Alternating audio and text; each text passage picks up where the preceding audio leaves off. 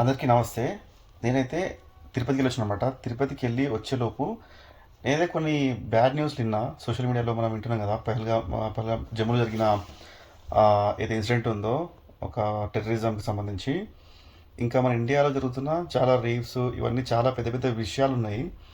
So, betting అనేది నా పర్సనల్‌గా నా ఒపీనియన్ ఏందంటే వాటి ముందు చాలా చిన్నది. ఎందుకంటే వాళ్ళు పర్సనల్‌గా వాళ్ళు ఇన్వాల్వ్ అయ్యి వాళ్ళంతట వాళ్ళు పార్టిసిపేట్ చేసి డబ్బులు పోగొట్టుకుంటారు.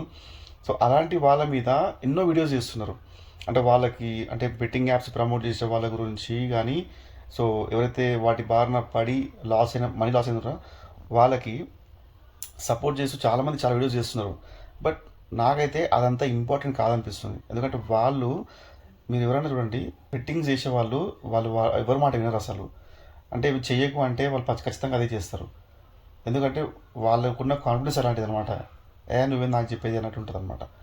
బట్ అన్నిటికంటే ఇంపార్టెంట్ ఇప్పుడు జరిగే విషయాల మీద మీరు కొంచెం ఫోకస్ చేస్తే, కొన్ని వీడియోస్ చేస్తే ఇంకా బాగుంటుంది. కంటెంట్ చేంజ్ చేయండి. ఈ బెట్టింగ్ యాప్స్ ఎస్పెషల్లీ నేను అన్వేషణ నాకు ట్రావెలింగ్ అంటే చాలా ఇష్టము. నేను వీడియోస్ చూస్తా, మీరు కొంచెం ఫాలో అవుతా. మీరు చాలా సంపాదించుకున్నారు డబ్బులు. ప్లస్ నీకు చాలామంది ఫాలోవర్స్ ఉన్నారు. సో, మీరు ఆ బెట్టింగ్ దాన్ని పక్కకు పడేసేయండి. అది మీరు ఇప్పటికీ ఆ బెట్టింగ్ యాప్స్ మీద చాలా సంపాదించుకున్నారు.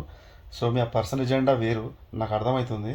అది పక్కకు పెట్టేసి, సో, ఏదైతే ఆడపిల్లల మీద జరుగుతుందో ఇండియాలో, సో, వాటిపైన కొంచెం ఏదైనా స్టాండ్ తీసుకోండి.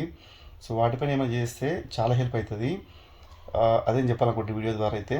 ఎందుకంటే సమాజంలో చాలా రిస్కీ ఇంత ఇంపార్టెంట్ విషయాలు పెట్టుకొని కూడా ఆ బెట్టింగ్స్ యాప్స్ వల్ల ఏదో సాధించేసినాం. సో, ఎవరు ఏదో పోరాడుతున్నట్టు అదంతా కలరింగ్ అంత అవసరం లేదు. సో, వేరే వాటిపైన చాలా ఇంపార్టెంట్ విషయాలు ఉన్నాయి మనకి. మనకి విమెన్‌కి ఆర్ చిన్నపిల్లలకి, గర్ల్స్‌కి చాలా సేఫ్టీ చాలా అవసరం మన ఇండియాలో అయితే. సో, ఏది ఏమైనా గానీ ఆ బెట్టింగ్‌ది ఆపేసేయండి. ఇంక వాళ్ళ వాళ్ళ చావు వాళ్ళు చేస్తారు. కాకపోతే ఏంటంటే మీరు కొంచెం ఎడ్యుకేట్ చేయొచ్చు. ఎడ్యుకేట్ చేసి మీరు పోయే విధానం తప్పసలు. ఎడ్యుకేట్ చేస్తే ఇంకా బెటరు. ఈ బెట్టింగ్ యాప్స్ ప్రమోట్ చేసే వాళ్ళకంటే కూడా ఎవరైతే వాటి బారిన పడుతున్నారో వాళ్ళని ఎడ్యుకేట్ చేయడం ఇంకా చాలా ఇంపార్టెంట్. సో, ఇలాంటి పనులు చేయండి. సో, అదే చెప్పాలనుకుంటున్నాను నేనైతే. జై హింద్.